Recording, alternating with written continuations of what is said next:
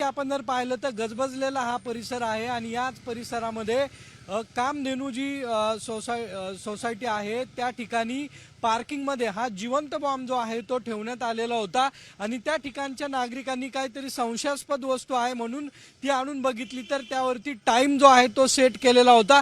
त्याचा फोटो जो आहे तो साम टीव्हीच्या हाती लागलेला आपण पाहू शकतो की त्याच्यावरती कामधेनू इस्टेटमध्ये हा जिवंत बॉम्ब जो आहे तो सापडलेला होता आणि 7 तासाचा वेळ जो आहे तो या बॉम्बवरती सेट केलेला होता। गजबजलेला हा सगळा भाग आहे।